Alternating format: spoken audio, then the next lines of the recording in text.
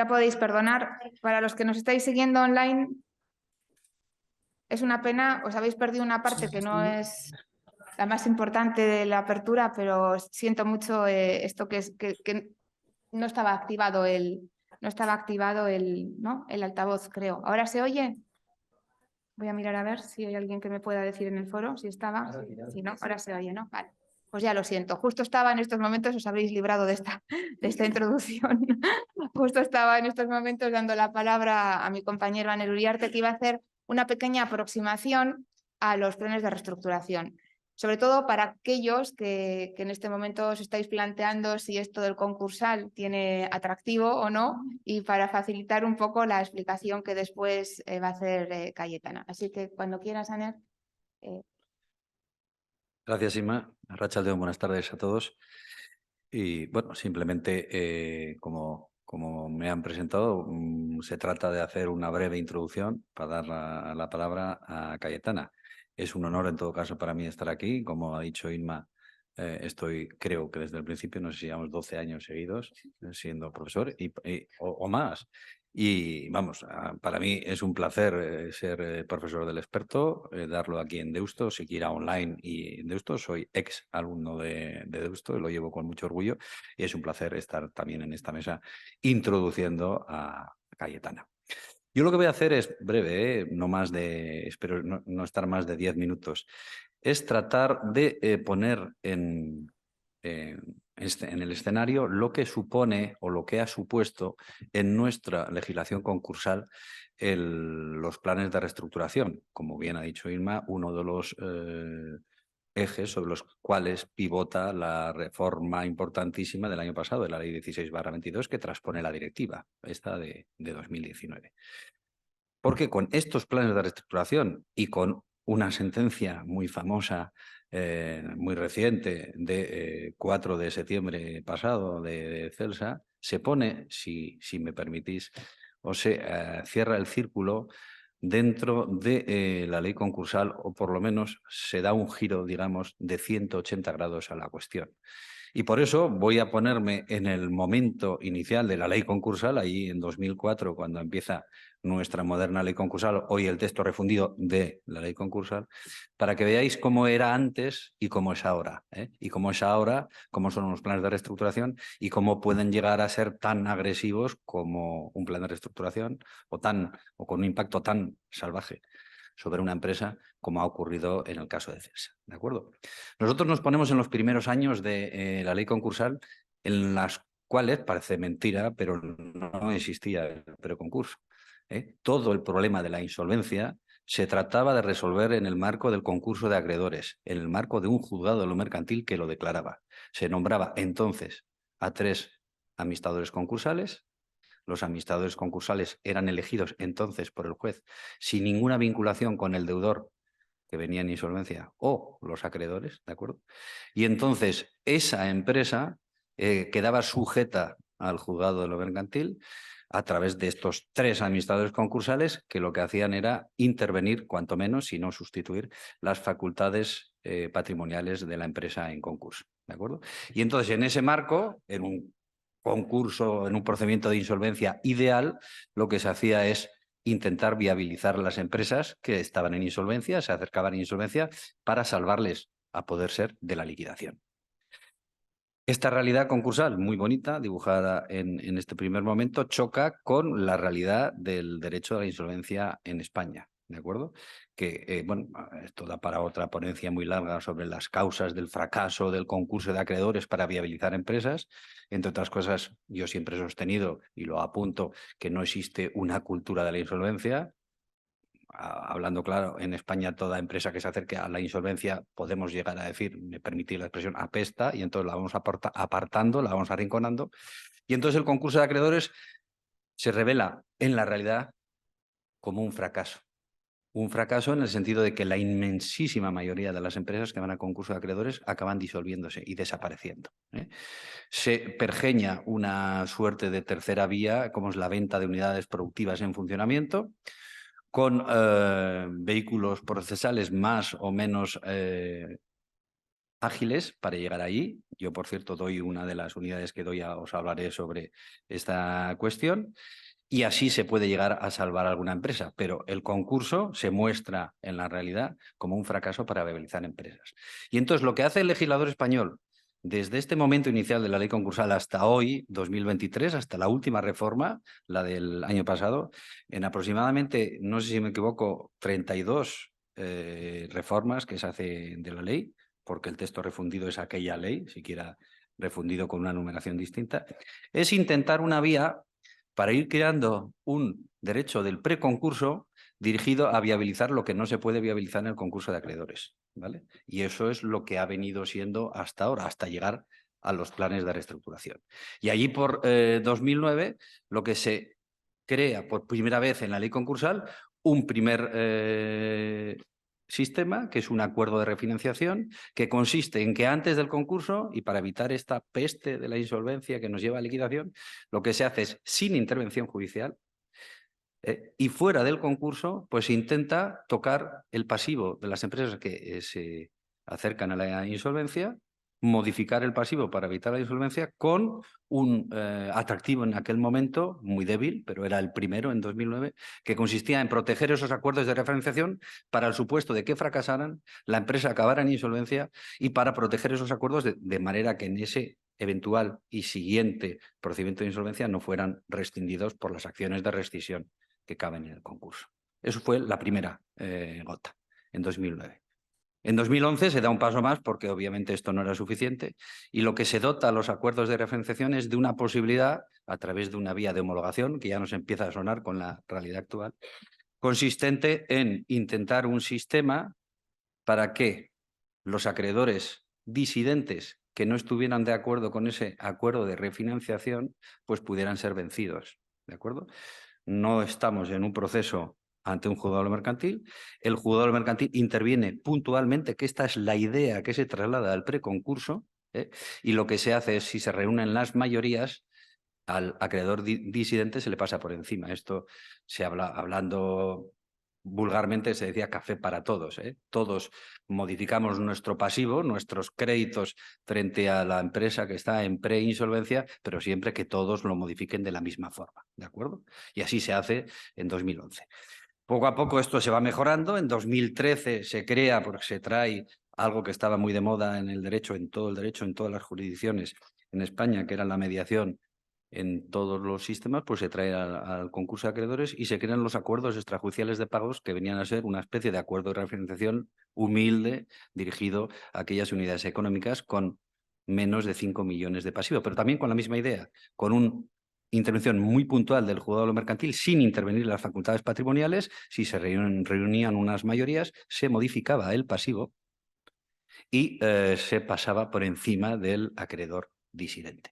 Se va mejorando. En 2014 y 2015 se permite que se toque, porque hasta entonces no se podía tocar, a los acreedores con garantía real, evidentemente.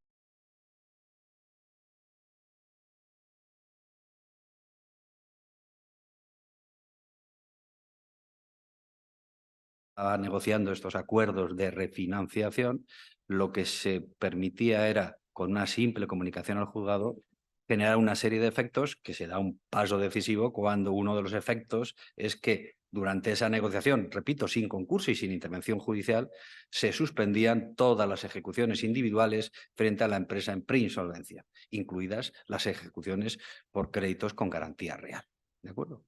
Y esto pues va mejorando y llega hasta el texto refundido, allá por septiembre de 2020, donde los acuerdos de refinanciación, repito, pasivo, modificado, con una intervención muy puntual del juzgado, se convierte en la vía para tratar de viabilizar empresas.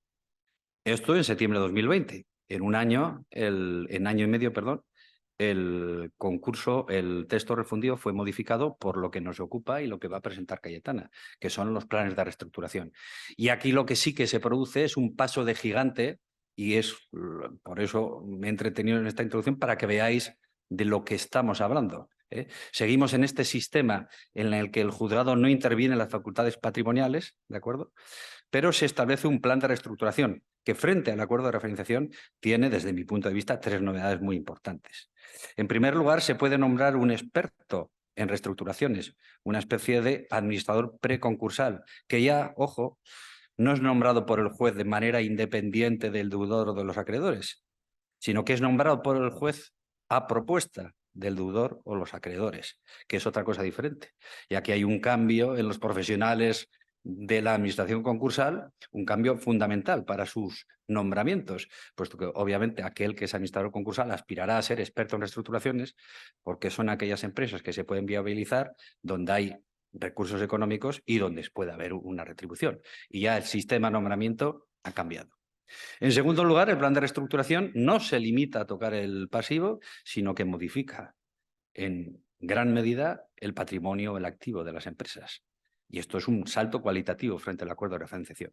Y en tercer lugar, ¿os acordáis de lo que os decía antes del café para todos? Pasar por encima del acreedor disidente. Pues ahora los planes de reestructuración pueden pasar por encima de la clase de acreedores disidente, que es más allá.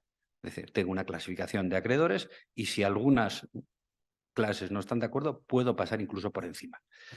Tan es así que tenemos este sistema que eclosiona con esta sentencia que os he dicho, luego hay algún otro caso que me imagino que tocará Cayetana, en el cual ya no el deudor, sino los acreedores en un procedimiento ciertamente complejo en el Juzgado de lo Mercantil número 2 de Barcelona, se hacen con el control de una empresa cuyo patrimonio se discute si son 2.500 millones o 6.000 millones, tiene 10.000 trabajadores contratados directamente y da trabajo a otros 30.000, ¿de acuerdo? Y hoy mismo está autorizando el gobierno la inversión de los acreedores que se han hecho con el control de la empresa, ¿de acuerdo?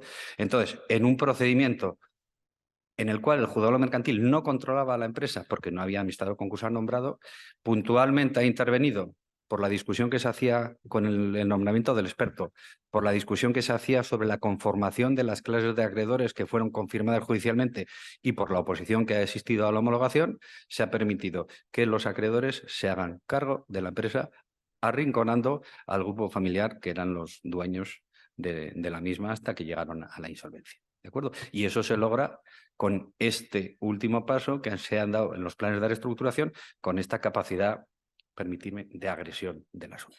¿Vale? Y con esto voy a dar la palabra a Cayetana, no sin antes suscitar mis inquietudes respecto a cómo se genera un plan de reestructuración o la capacidad que existe para moverse dentro del mismo, porque os recuerdo e insisto, el juzgado de lo mercantil no está presente salvo que intervenga puntualmente. Esto se hace entre el deudor, un experto que se haya nombrado a propuesta del deudor o de los acreedores y sus acreedores, ¿de acuerdo? Y aquí me sugiere una inquietud este nombramiento de experto, que en Barcelona ha sido discutido, me sugiere también una inquietud, ¿cómo se conforma una masa pasiva que se va a modificar? Una masa pasiva que se hace fuera del concurso, porque no hay concurso, en la que no hay una comunicación de créditos, porque no hay una publicación en el BOE, y en el cual el experto, el deudor o los acreedores van diseñando cuántos acreedores tienen y cuándo se les debe a cada acreedor, ¿de acuerdo? Que esto tiene su aquel, que se haga fuera del concurso. Me genera también una cierta curiosidad jurídica. ¿Cómo se pueden llegar a conformar las clases de acreedores de un plan de reestructuración? Valga la idea de que aquí no hay unas clases prefijadas como las tenemos en el concurso, sino que las clases se conforman en cada plan de reestructuración concreto con una serie de criterios, pero que permiten una agilidad, una flexibilidad que va tan allá que incluso una clase de acreedores conformada donde no se requiera una mayoría, pues tendrán que someterse al plan de reestructuración si se dan determinadas condiciones. Me sugiere también una inquietud jurídica cómo se conforman las medidas para modificar el pasivo. Es decir, en el caso de Celsa se convirtió la deuda en capital, en acciones de la sociedad que permitió a los acreedores dominar la sociedad. Y por último, aunque ya esto es una cuestión más judicial, pero que siempre me ha suscitado la duda, ¿qué ocurre en este caso concreto en el que la sentencia de 4 de septiembre de 2023, una sentencia para leer de 50 folios o 60 folios, muy importante, en la que se pronuncia sobre muchas cuestiones que se habían puesto sobre la mesa, desestima la oposición frente a la homologación del plan de reestructuración, da el poder de dominar una empresa de este calibre con tantos trabajadores a los acreedores. Hoy mismo el gobierno está autorizando esta inversión y se ha recurrido a una apelación. Siempre pienso yo, ¿qué ocurre si dentro de 6 meses, 8 meses, la Audiencia Provincial de Barcelona estima el recurso y revoca esto? ¿Qué pasa con esa realidad que se ha creado, verdad? Esto es siempre algo muy judicial. Pues estas son mis inquietudes. Disculpad que me he pasado 4 minutos, y gracias por la atención. Bueno, lo primero, muchísimas gracias. Ahora. Que digo, muchas gracias a la Universidad de Deusto y muchísimas gracias a la profesora Arbosa por haberme invitado amablemente una vez más a participar en el experto y bueno, poder compartir también reflexiones. Muchísimas gracias, Aner, por tu cariñosa presentación, por estar aquí. Es un honor, desde luego, para mí compartir esta mesa con la profesora Arbosa y con el magistrado Aner Uriarte. En este sentido, bueno, me gustaría comenzar diciendo bueno, que la presentación ha sido, desde luego, lo del el currículum excesivo en todo. Simplemente, a ver, sí que es cierto que he trabajado en temas, en todos los temas de, en fin, desde mi perspectiva, desde la abogacía del Estado, he tenido el inmenso honor, la oportunidad, y en este punto también lo tengo que agradecer a la organización a la que pertenezco, la posibilidad de participar dentro del Ministerio de Justicia en el grupo especial que tuvo por cometido en la transposición de la directiva. En el grupo quiero aclarar que había expertos mucho más avezados y desde luego más, valga la redundancia, mucho más expertos que yo con una trayectoria profesional y académica en este campo, en el campo de las reestructuraciones mucho más amplia que la mía. Yo me limité, bueno, pues un poco a complementar desde luego y a aportar la visión que desde la abogacía del Estado, bueno, pues estábamos en condiciones de aportar.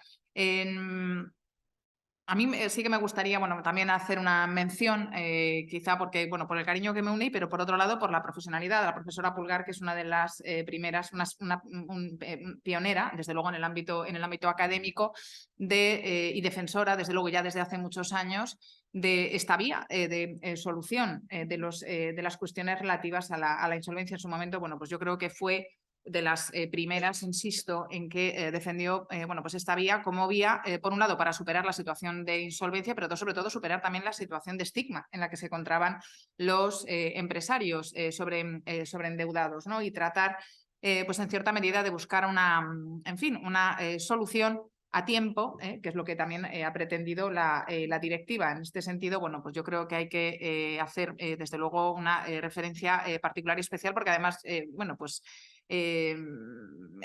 lleva trabajando en esto desde los años 90. Me explico, nosotros aquí, bueno, yo me siento desde luego recién llegada a este ámbito y por eso quiero insistir en que no me considero una experta. Así que vengo fundamentalmente, bueno, pues a compartir mis experiencias y mis reflexiones desde dos puntos de vista, fundamentalmente, tanto desde el punto de vista, ¿no?, de la transposición de la directiva, y luego, en fin, también la perspectiva del crédito público, también voy a dar un par de pinceladas, y luego mi perspectiva también, o mis reflexiones sobre el tratamiento de los créditos derivados de los avales ICO, los avales concedidos durante la pandemia, bueno, para tratar de paliar sobre todo las necesidades de liquidez de los empresarios y, bueno, personas, tanto empresarios, personas físicas, personas jurídicas, luego lo veremos, y comentaré un poquito sobre el régimen jurídico y cómo se ha tratado, pues en fin, de adaptar estos avales a la situación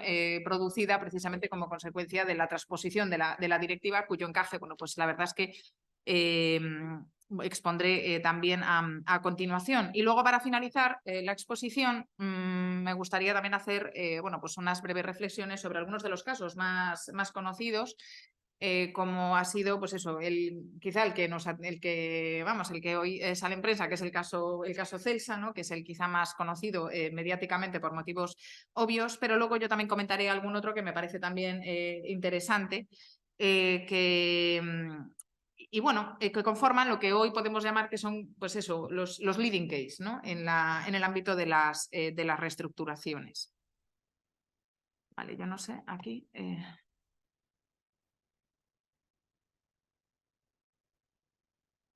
Ahí. No sé si se ve bien. Bueno, he tratado de resumir, no, voy a seguir más o menos el orden de la presentación. Hay una erratilla que luego comentaré, pero bueno, luego os voy a poner a su disposición la presentación corregida, insisto, porque hay una erratilla que no me ha cogido el documento. Vamos a ver, en cuanto a los antecedentes, pues los antecedentes se remontan, la verdad es que ya, bueno, desde hace más o menos unos 10 años, incluso yo diría que un poco antes, pues la Comisión Europea sí mostró su preocupación sobre la necesidad de armonizar determinados aspectos del derecho de las reestructuraciones, tratando de evitar, bueno, pues las situaciones de crisis empresarial y fundamentalmente tratar de buscar una solución que fuera eficiente, que fuera rápida y que sobre todo también incentivara el acudir a mecanismos de reestructuración, pero en una fase temprana, porque uno de los problemas que venían detectando es que precisamente al concurso los empresarios llegan demasiado tarde. Esto es algo que no es exclusivo, desde luego, de España, sino que se da desde luego, vamos, no sé a nivel mundial, pero desde luego a nivel europeo, era una situación que sí estaba siendo detectada y que, por lo tanto, bueno, pues la Comisión sí se planteó que era necesario buscar algún tipo o articular algún tipo de solución. La primera solución, el primer instrumento jurídico que se utilizó, digamos, más concreto, ¿no?, sobre esta cuestión era la famosa recomendación de marzo de 2014 que abordaba sobre todo la cuestión desde dos puntos de vista. Por un lado, desde el punto de vista de las reestructuraciones, que constituye, pues eso, el primer precedente, pero también como antecedente de una institución, además, que conoce profundamente la profesora Arbosa, que es el tema de la exoneración de pasivo insatisfecho, que en aquel momento se le denominaba beneficio, digamos, de exoneración de pasivo insatisfecho. Hoy ya le hemos despojado, ¿no?, el término beneficio, ya es un derecho a la exoneración de pasivo. ¿Y qué supone? Bueno, pues en definitiva lo que supone es que los empresarios puedan tener, una vez que finaliza, por ejemplo, pues un procedimiento concursal, pues tener una salida y, digamos, rápida, eficaz y sobre todo libre, ¿no?, de sus deudas, para poder volver a comenzar, en su caso, pues una nueva actividad. Esto, desde luego, a nadie se le oculta que esto tiene su origen fundamentalmente, bueno, pues en Estados Unidos. Es una economía en este punto, yo creo que más bueno, avanzada. Desde luego este tema lo tienen muy avanzado, ya muy rodado, y el famoso discharge. Y en este sentido, bueno, pues la directiva ha optado por beber precisamente de estas fuentes, ¿no?, sobre todo del derecho norteamericano del Chapter 11, ¿no? Y gran parte, además, de los esquemas que se van a ver tanto en la directiva como, obviamente, pues en nuestra ley, que es transposición de la misma, son, bueno, pues los esquemas o los mimbres sobre los cuales opera el Chapter 11 norteamericano. Luego comentaremos efectivamente, bueno, pues algunos de los aspectos en los que bueno, pues difiere. También bebe, quizá en menor medida, pero también tiene elementos de los schemes of arrangement del derecho inglés, y con alguna influencia, yo no sé hasta qué punto, incluso ya esto durante la fase de negociación de la directiva, con alguna influencia incluso alemana. Luego veremos en qué medida esto influye, sobre todo a efectos, por ejemplo, de formación de clases.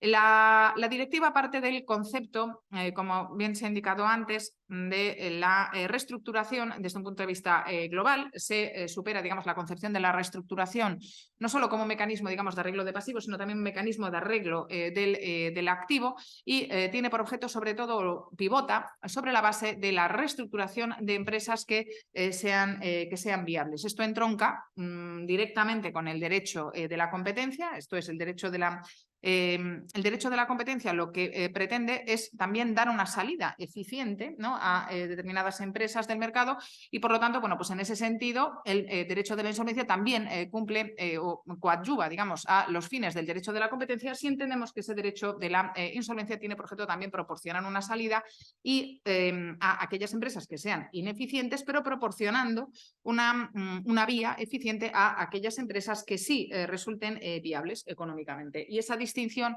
es, yo creo, que fundamental para entender todo el esquema del que parte la directiva. En cuanto a los antecedentes en nuestro derecho, se encuentra en la reforma del 2009, la reforma también del 2011, como bien se ha introducido previamente, con instituciones que, bueno, posteriormente, sobre todo, a partir ya del 2014, se introduce en nuestro derecho ya en el artículo 178 bis la exoneración de pasivo insatisfecho, y el precedente inmediato de los planes de reestructuración configurado, como he dicho, en las reformas de 2009 y de 2011, viene sobre todo de los denominados acuerdos de refinanciación, con importante distinción con respecto a los planes de reestructuración, sobre todo porque en primer lugar, desde luego, y en la parte que afecta a lo que yo conozco, desde luego, los acuerdos de refinanciación vinculan a acreedores financieros, tenían por objeto única y exclusivamente la reestructuración desde un punto de vista financiero, mientras que, por el contrario, los planes de reestructuración capturan, en teoría, la totalidad del pasivo. Esto tiene su historia. ¿Por qué? Bueno, pues porque la directiva es verdad que permite hipotéticamente que la reestructuración sea selectiva, esto es que capture solo a determinados acreedores, pero frente a la posición inicial en la que la propuesta partía de vincular solo a los acreedores financieros, posteriormente se amplió a los acreedores comerciales, a los acreedores de derecho público, incluso a los acreedores laborales, desde un punto de vista, digamos, potencial. Otra cosa es lo que luego se pueda hacer en la práctica, como veremos después, a través del mecanismo de la formación de clases. Entonces, la transposición de la directiva, ¿qué ha producido en la práctica? Pues la elaboración que era necesaria de un nuevo libro segundo completo sobre derecho preconcursal. Esto yo creo que es un ámbito absolutamente novedoso. ¿Por qué? Porque antes nos encontrábamos con una regulación yo creo que bastante fragmentada, artículo 71 bis, la disposición adicional cuarta, luego teníamos los acuerdos extrajudiciales de pagos.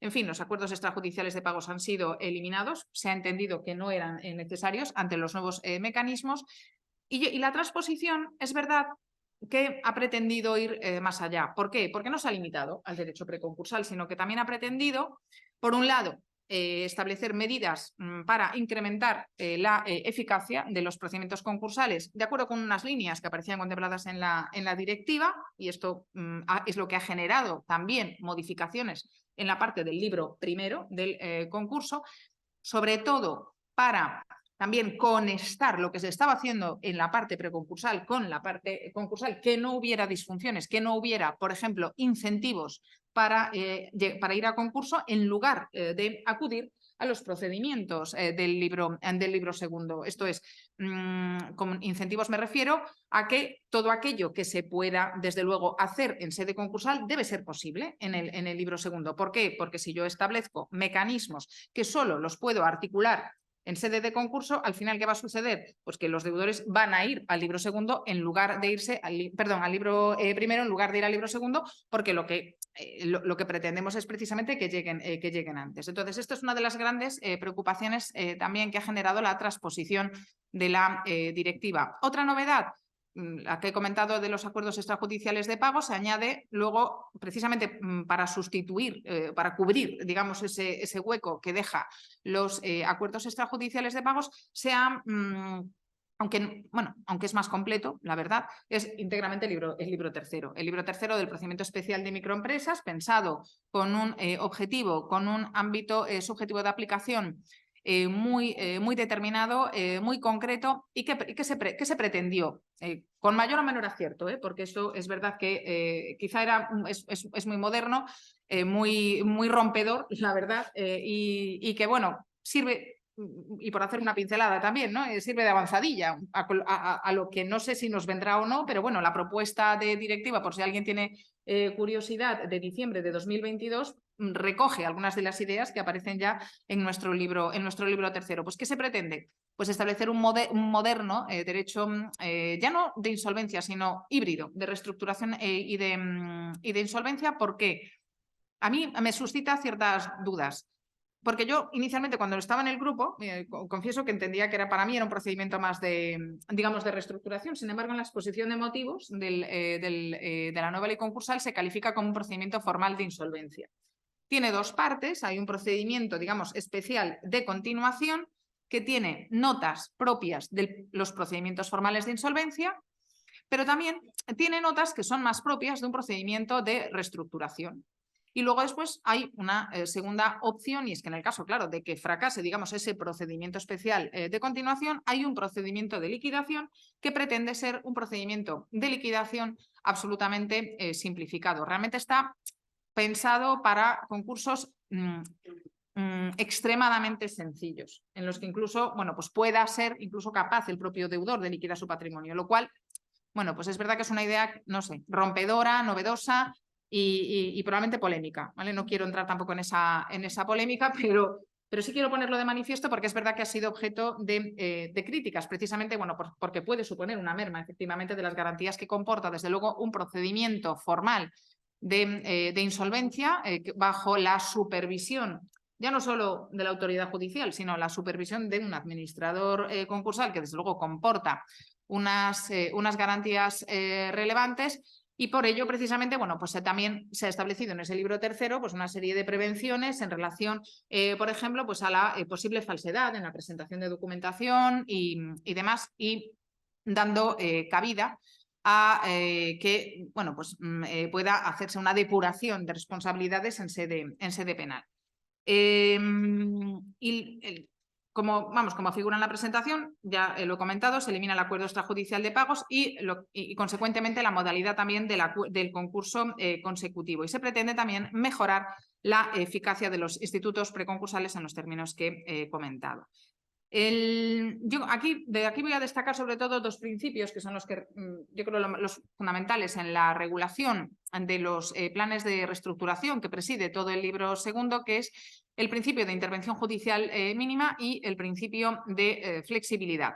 En esa intervención judicial mínima, pues, no, pues seguimos un poco el modelo que pretende, bueno, pues que la intervención del órgano jurisdiccional sea la mínima imprescindible, porque no porque no se pretenda que tenga garantías, sino porque se pretende, uno, fomentar desde luego el carácter consensual del procedimiento, y que todo aquello, además, que no venga impuesto, ¿no? Sea incentivado, desde luego, entre el acuerdo entre el deudor y los acreedores, y de este modo se concibe como una intervención simplemente a modo como se venía realizando en sede de acuerdos de refinanciación.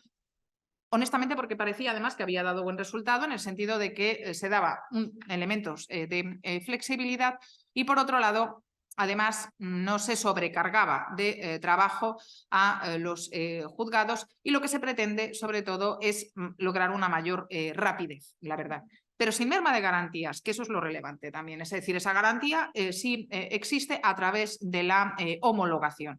Con lo cual, nos encontramos con que la negociación y la aprobación del plan se realiza fuera de los tribunales, esto es, no se produce en sede jurisdiccional, sino que se produce fuera, y esas negociaciones, una vez que ya están, digamos, suficientemente maduras, suficientemente avanzadas, se llevan al juez, y el juez homologa el plan, lo cual es necesario para la extensión de los efectos, en su caso, a la minoría disidente.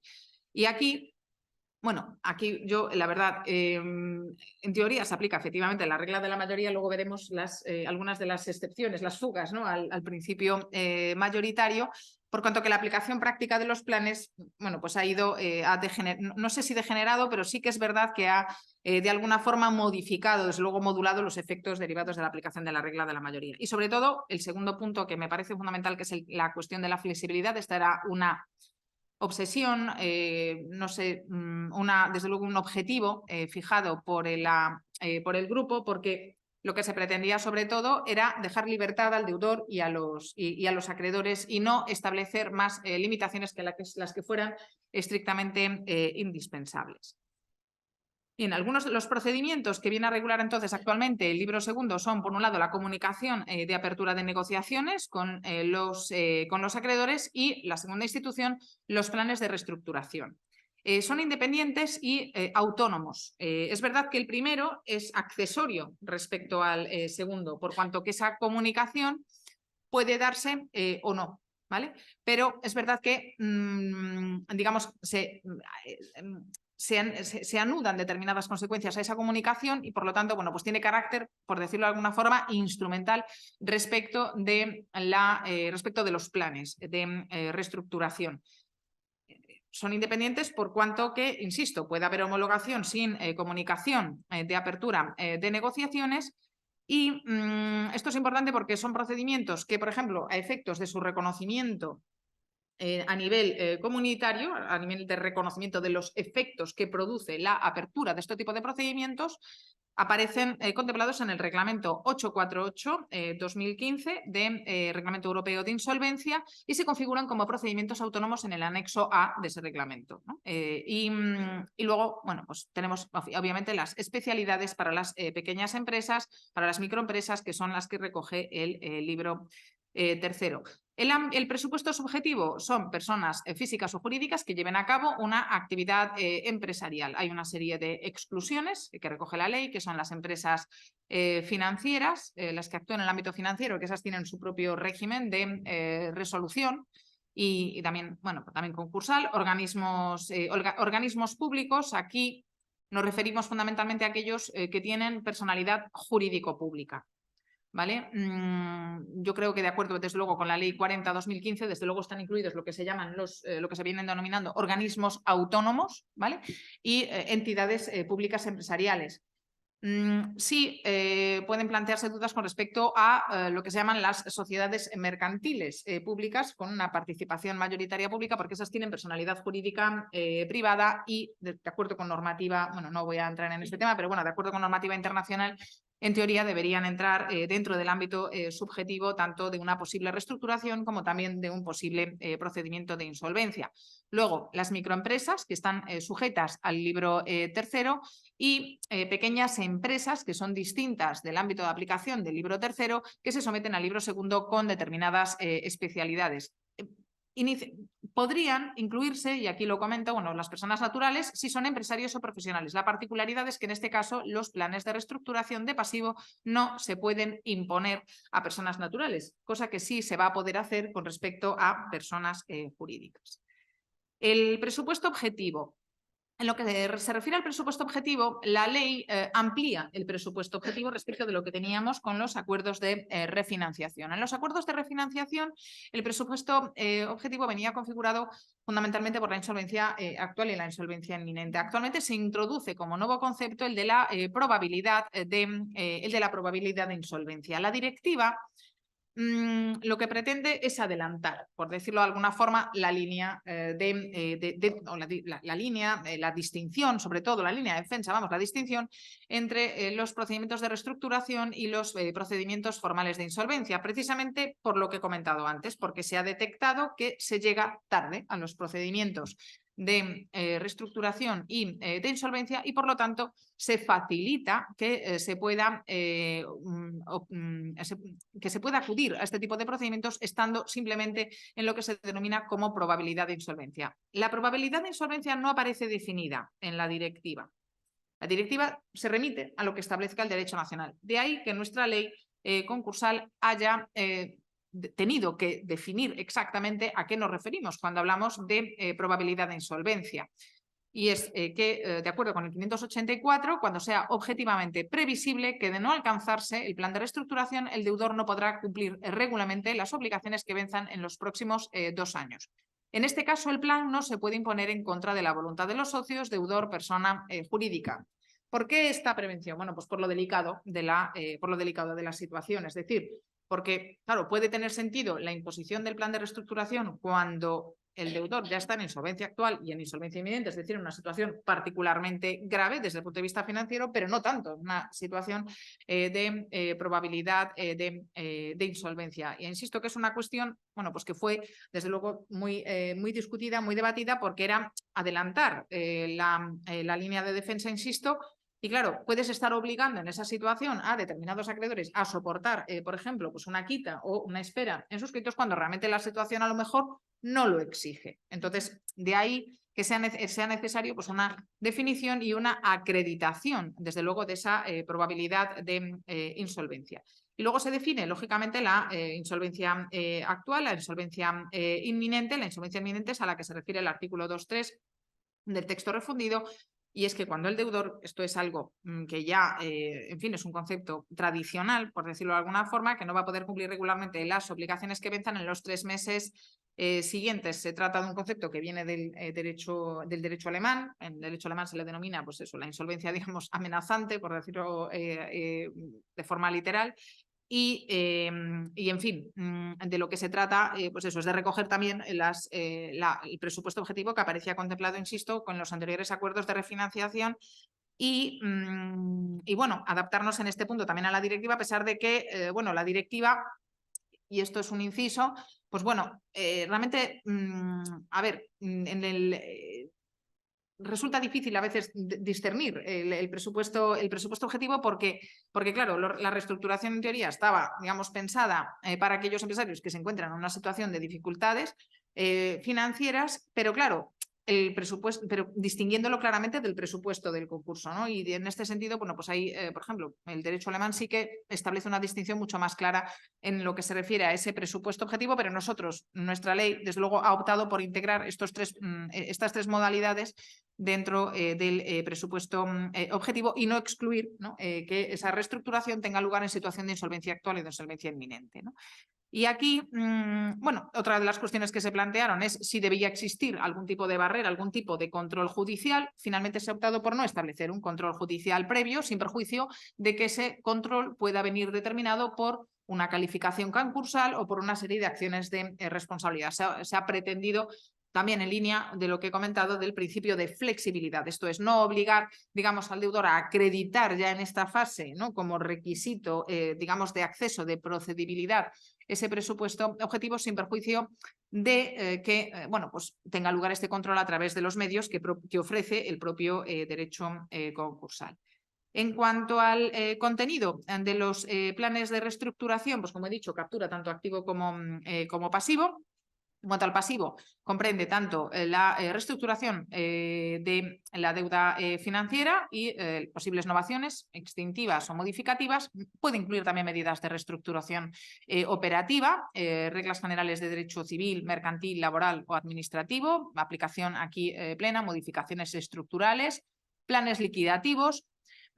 Esto lo distingue desde luego claramente de las medidas de reestructuración que se pueden acometer a través de un convenio, porque en convenio es luego está vedada la existencia de, está vedado, vamos, la liquidación, los convenios liquidativos y bueno, digamos que tiene un ámbito de aplicación desde luego mucho más amplio que el que veíamos con anterioridad en los acuerdos de refinanciación, que no, desde luego, a priori no incluían, desde luego, el activo. Y si va unido a medidas de reestructuración de pasivo, bueno, pues sí que es verdad que se ha podido llevar a cabo algún tipo de modificación estructural con dificultades por el engarce precisamente del derecho societario y del derecho concursal, que sí ha recogido nuestro libro segundo. ¿Cuándo va a ser necesaria la homologación judicial? Pues cuando se pretenda extender el plan a acreedores disidentes dentro de una clases enteras de acreedores o los socios, cuando se pretenda resolver contratos en interés de la reestructuración, esta es otra de las novedades de la ley, y cuando se pretenda la protección y reconocimiento de preferencias de cobro a la financiación otorgada dentro del plan de reestructuración, la financiación nueva o financiación interina que se define además en la propia ley, que se considera, bueno, pues un elemento básico, un elemento fundamental precisamente para la protección también del buen fin de la reestructuración, por cuanto que esta financiación nueva y financiación interina va a ser necesaria bien para durante la negociación, esto es la financiación interina, o bien para el cumplimiento del plan, que se trata de la financiación nueva. Esto debe quedar, normalmente va unido además a todo el contenido del plan de reestructuración en la práctica y queda protegido con él. No voy a entrar aquí en el tema de los contratos afectados porque no me da tiempo, sí que quería tratar más en profundidad el tema de los créditos derivados de los avales. Simplemente aquí, bueno, unas pinceladas sobre las especialidades del crédito público, ¿no? Y voy a ser muy rápida para poder entrar ya, ¿no? en la parte más, más mollar. A ver, dos pinceladas. Uno, el crédito público no estaba incluido, desde luego, dentro del ámbito del pasivo, que podía quedaba, de hecho, expresamente excluido de los acuerdos de los acuerdos de refinanciación. ¿Por qué? Bueno, pues que los acuerdos de refinanciación, desde luego, se concebían como una reestructuración selectiva y, por lo tanto, solamente afectaba a acreedores financieros. una de las cuestiones que ha planteado la directiva es en qué medida está o no incluido, debe quedar incluido o no el crédito público. Y esta ha sido una de las cuestiones pues eso, más polémicas y más, más discutidas.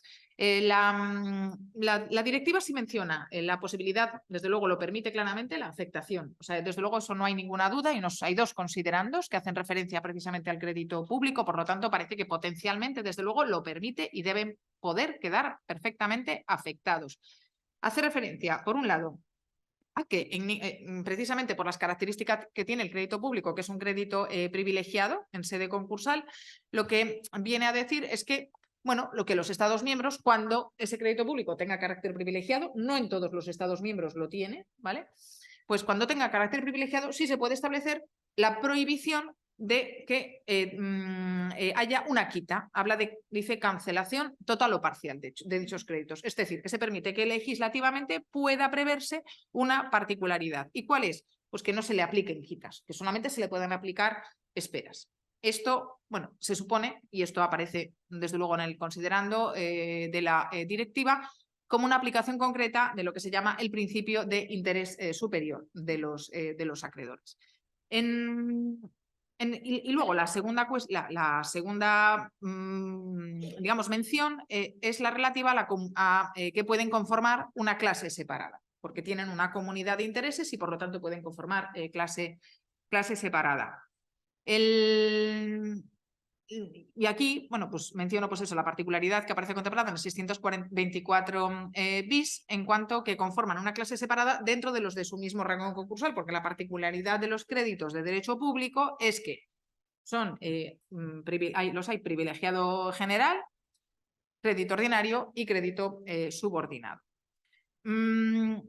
De acuerdo con las consideraciones que sobre la directiva ha hecho el Fondo Monetario Internacional, bueno, pues efectivamente no, porque además esto tiene una historia, el Fondo Monetario Internacional además ha hecho sucesivas revisiones, ¿no?, de la normativa concursal en España y ha instado en sus sucesivos informes a afectar el crédito público. ¿Por qué? Bueno, pues porque entiende que esto puede ser beneficioso, desde luego, en el mercado y debe involucrarse el acreedor público más en este tipo de negociaciones, porque entiende que puede ser, insisto, pues eso, positivo o beneficioso desde el punto de vista económico. Sin embargo, bueno, pues en este caso hay un informe que cito aquí en relación al análisis de la directiva y a mí me parece relevante porque lo que viene a decir es que en teoría la directiva no puede, digamos, afectar a la recaudación de créditos tributarios y de seguridad social y entiende que,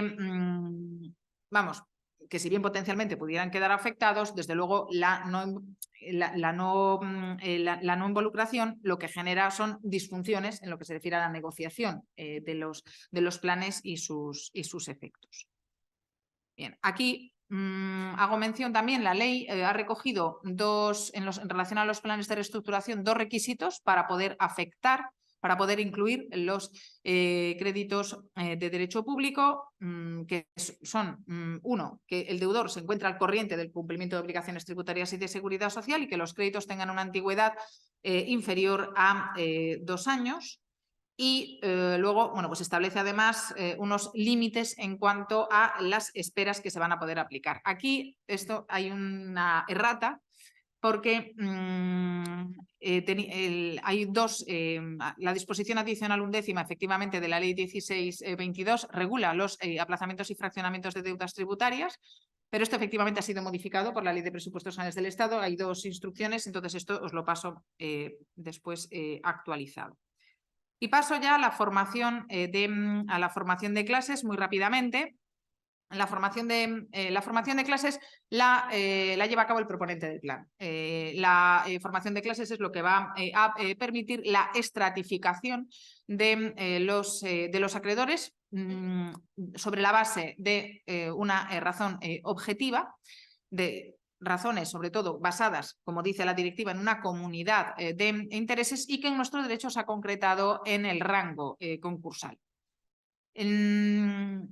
y se van a poder hacer incluso subclases dentro de cada una de las clases. Los criterios, como indico, son la naturaleza financiera o no financiera, conflictos de intereses, el modo en que vayan a quedar afectados, créditos con garantía real y en función del activo que sea grabado. En cuanto al control, que es la parte relevante, hay la ley ha establecido en la transposición 2 tipos de controles. Una viene en la fase final, en la fase de homologación judicial del plan, o una confirmación judicial facultativa previa a la homologación. En este caso, bueno, la legitimación se atribuye al deudor y a los acreedores que conformen mínimo un 50% del pasivo, y si se plantea esto en, en esa confirmación judicial facultativa de clases, lo que va a producir es que una vez resuelta esta cuestión ya no se va a poder plantear como motivo de impugnación del plan. A mí, por ejemplo, en la práctica, el caso Celsa, por ejemplo, la duda que me suscitó en la práctica es qué pasa cuando se ha modificado la formación de clases después de haber sido confirmado judicialmente. Es decir, yo creo que ahí, en teoría, en mi opinión, no debería haber, digamos, esa suerte, por así decir, de cosa juzgada con respecto, porque claro, si estás modificando las clases respecto de lo que ha sido confirmado, digamos, judicialmente, en teoría, yo creo que sí se podría escribir como motivo de impugnación, pero es una cuestión, por ejemplo, que en la sentencia, que luego comentaremos, pasa por encima de puntillas y no nos lo resuelve, yo creo que porque efectivamente no ha sido objeto de debate, pero bueno, yo lo dejo ahí esto apuntado porque es verdad que a mí me suscitó esa duda.